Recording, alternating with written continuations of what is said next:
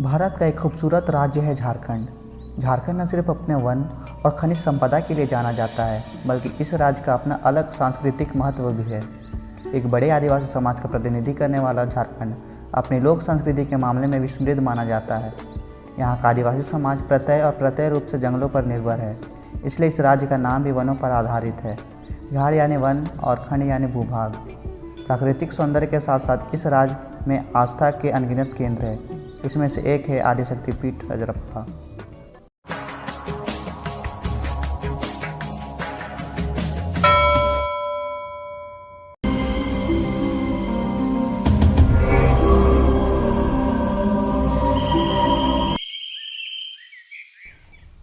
रजरप्पा मंदिर भैरवी और दामोदर नदियों के संगम पर रामगढ़ से 28 किलोमीटर की दूरी पर स्थित है।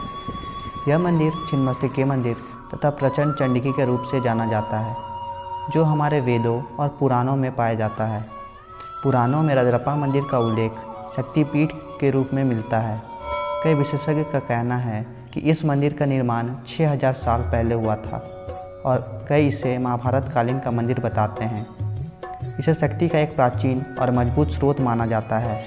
ऐसा माना जाता है कि वह व्यक्ति जो माता छिन्नमस्तिके का पवित्र दिल से पूरी तरह समर्पित करता है, उसकी सारी इच्छाएं माँ द्वारा पूरी की जाती है। झारखंड, बिहार और पश्चिम बंगाल के सभी कोनों से भक्त पूरे वर्ष इस पवित्र स्थान पर आते हैं। छिन्नमस्तिका के आविर्भाव की एक पौराणिक कथा बेहद प्रचलित है। हजारों साल पहले जब राक्षसों के आतंक से देवता आतंकित हो उठे थे, तब उन्होंने शक्ति स्वरूपा मां पार्वती का आह्वान किया था। भक्तों की पुकार सुनकर मां पार्वती का छिन्नमस्तिका के रूप में अवतरण हुआ। मां के इस रूप को प्रचंड चंडिका भी कहते हैं। मां छिन्नमस्तिका भक्तों को त्राण दिलाने के लिए हाथ में खड्ग लेकर रणभूमि में कूद पड़ी और राक्षसों का संहार करने लगी। फिर उन्हें भूख प्यास का भी ध्यान ना रहा। रण में भयंकर राक्षसों का संहार हुआ और चारों तरफ रक्त की नदियां बहने लगी। देवी का क्रोध इतना खतरनाक था कि बाद में वो निर्दोषों का भी वध करने लगी। तब जाकर देवताओं ने भगवान शिव से मां को शांत करने की प्रार्थना की। भगवान शिव ने देवी से क्रोध शांत कराया, जिस पर मां छिन्नमस्तिका ने भगवान शिव से कहा कि मुझे भयंकर भूख सता रही है। तब शिवजी ने उन्हें उपाय बताया कि देवी, आप समूचे ब्रह्मांड की देवी हैं।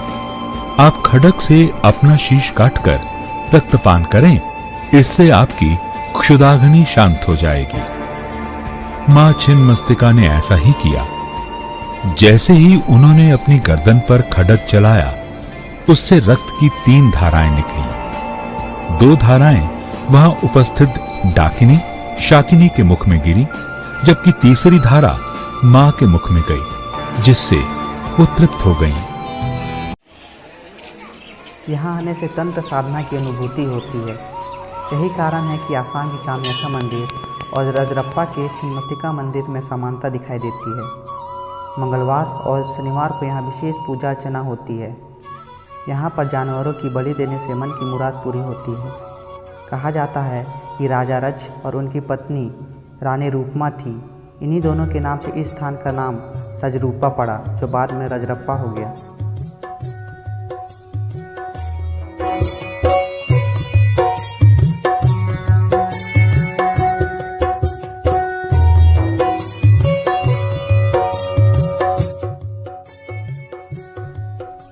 माता छिन्नमस्तिका मंदिर के अलावा यहाँ महाकाली मंदिर, सूर्य मंदिर, 10 महाविद्या मंदिर, बाबा धाम मंदिर, बजरंगबली मंदिर, सूर्य मंदिर और विराट रूप मंदिर के नाम से कुल 7 मंदिर हैं। पश्चिम दिशा से दामोदर तथा दक्षिण दिशा से कलकल करती भैरवी नदी का दामोदर में मिलना मंदिर की खूबसूरती को बढ़ावा देता है। यहाँ पर्यटकों के लिए गेस्ट हाउस की भी सुविधा है। परिधान चूलम भुषुंडिम शिरा शंखम संदधतिम करैस्त्रिनयनाम सर्वांग भूषावृताम नीलाश्मद्युतिमास्य पाददशकाम सेवे महाकालिकाम यामस्तौ स्वपितै हरौ कमलजो हन्तुं मधुं कैटभम्।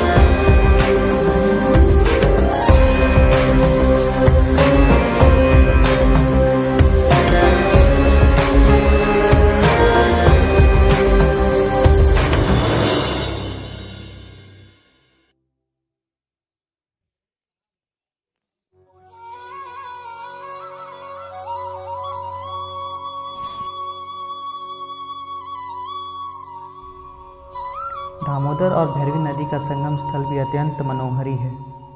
भैरवी नदी स्त्री नदी मानी जाती है, जबकि दामोदर पुरुष। संगम स्थल पर भैरवी नदी ऊपर से नीचे की ओर दामोदर नदी के ऊपर गिरती है। कहा जाता है कि जहाँ भैरवी नदी दामोदर में गिरकर मिलती है, उस स्थल की गहराई अब तक किसी को पता नहीं है। यहाँ दामोदर नदी में बोटिंग का भी मज़ा लिया जा सकता है। दोनों तरफ चट्टानों के बीच बहती हुई इस नदी इस शक्तिपीठ को और भी मनोहरी बनाती है। रजरप्पा में दामोदर नदी बेहद महत्वपूर्ण है।